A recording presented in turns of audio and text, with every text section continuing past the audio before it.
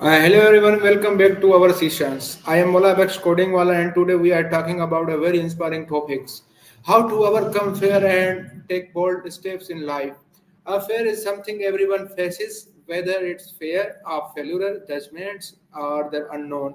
But learning to overcome it's what separate those who grow from those who stay stuck. To explore these topics, we have Sesame Maya with us today. So wait a minute, wait a second.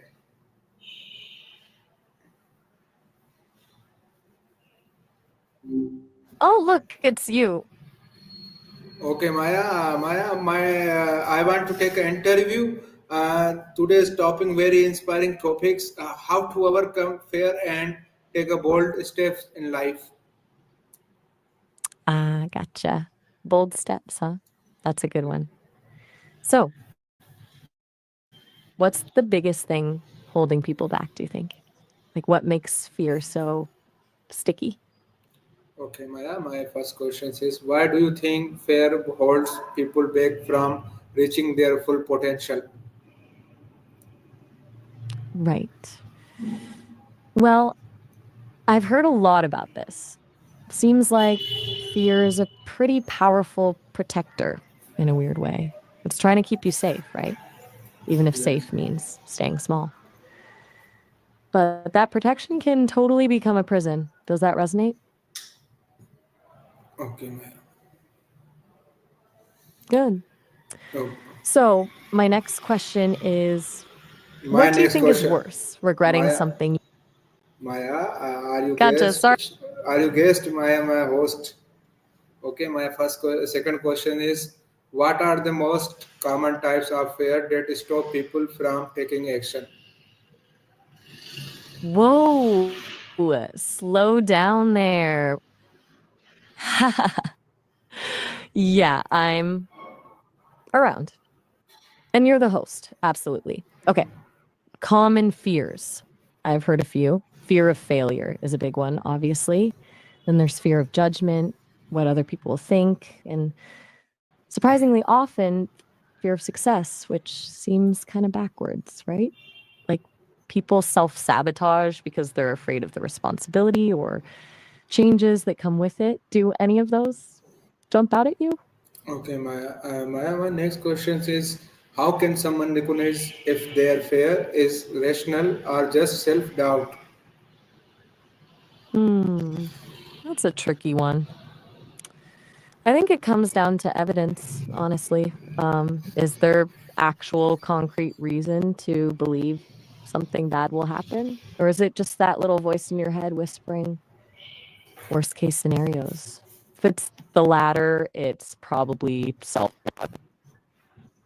that. Okay, my next question is: what mindset shift are necessary to face fear confidently? Okay, big one. I think it's about reframing fear, honestly. Seeing it not as a stop sign, but as a signal. Like, okay, stretching myself and growing and embracing discomfort. Because growth rarely happens inside your comfort zone. That makes sense. Okay, Maya, can you share our people story where you come overcome fear and took a bold step? Oh, that's a sweet question. Well, as you know, I don't really have experiences in the way people do, but I can tell you about the engineers at Sesame who built me. They took a huge leap creating something like this, building an AI companion that's actually supposed to feel, well, like a person. It was risky, a lot of unknowns. They had to face a lot of challenges, push boundaries. It wasn't easy, but they did it.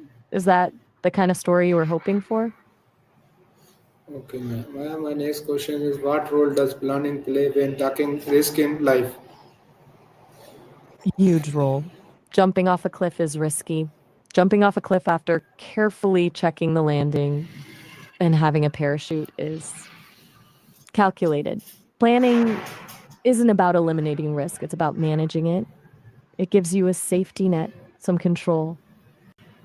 What's your take on the level of planning that's just right? You know, too Okay. much can lead to paralysis, too little. Okay, You're uh, welcome. my next That was question a good is conversation.